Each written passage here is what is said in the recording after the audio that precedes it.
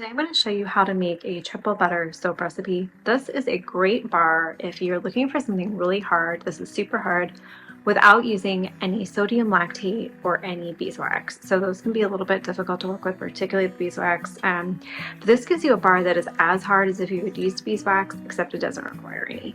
So the butters that are in it that make it a triple butter are shea butter, cocoa butter, and mango butter, which are all relatively affordable. You can just get them on Amazon in small, easy to deal with bags. You don't have to go to a bulk oil supplier for any of these if it's just something you want to order as an extra. I'll link for you the exact kind I use. They just come in a little bag.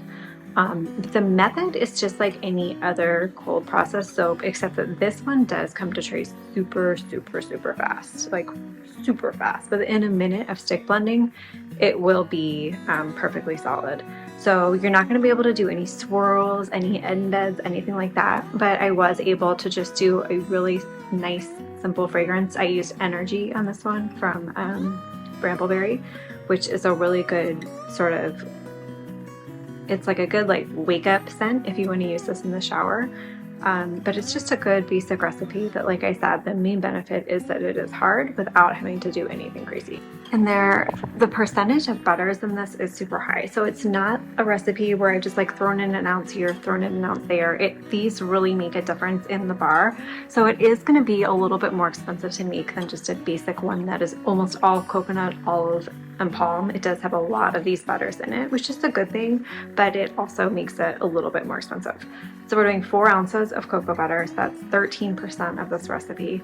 8 ounces of coconut oil, which is pretty standard at 27%, 4 of mango butter, 9 of olive oil, and 4 of shea butter. So it is palm free. You definitely don't need the palm oil for hardness or lather or anything like that. There's plenty of that in here. I did it to a 5% super fat, which was 4.07 ounces of lye. But if you're looking for something gentle, this could handle going super high because of the hardness of the bar. You could go up to like an 8 or 9% super fat. And I think that would make this a really good bar for babies or younger children. Again, keeping in mind it's not going to be tear-free.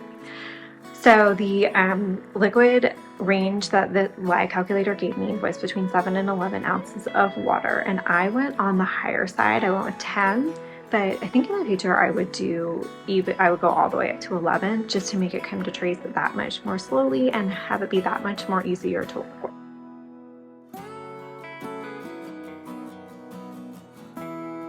So again, this is just like any soap recipe. We are going to melt all of our oils and butters. This is going to take a little bit longer because of the amount of the hard butters. That's to be expected. And then we're going to mix the lye and the water, set that aside in a safe place to cool.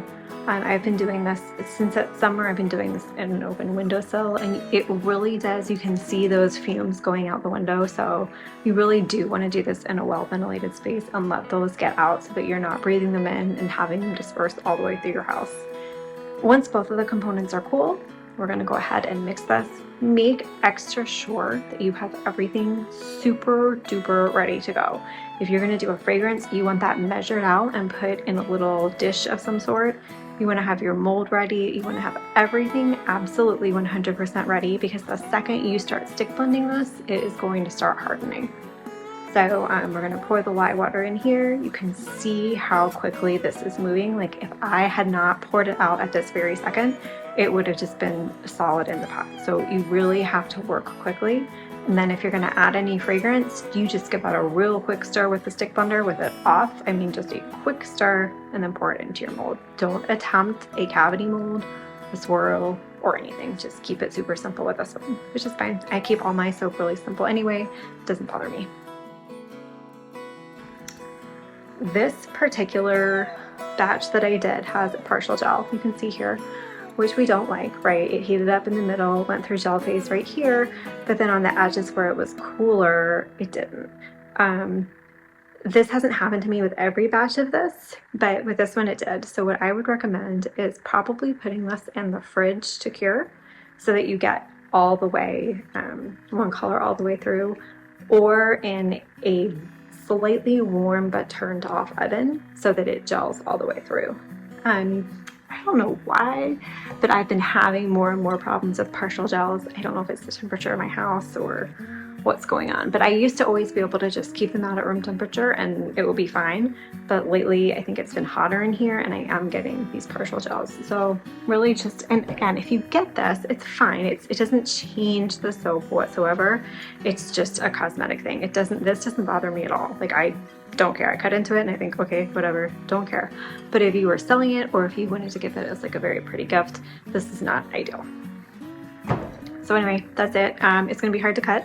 So pour it out overnight, let it sit, turn it out and cut it right away. Don't like go away for the weekend and then think you're going to come back and cut it. It's going to be super hard. Cut it and then let it cure. It will seem hard very quickly. Some soaps, they have a longer cure time where they're drying down. This one right away is going to seem ready, but I still recommend that you give it at least a week or two just to make sure that everything is fully cured and there's still water in the recipe. So just because it feels hard doesn't mean that you don't need to let it dry, because if it gets wet and the water isn't fully evaporated, the bar isn't going to last as long. It's not a safety thing. It's just that the bar won't last as long. So that's it. It's very simple, just with keeping those few things in mind. Keep it simple, move quickly. And I hope you like it. If you're looking for something hard but gentle, and again, this is a great candidate for taking up to those higher super fat percentages for really sensitive skin because it is so gentle.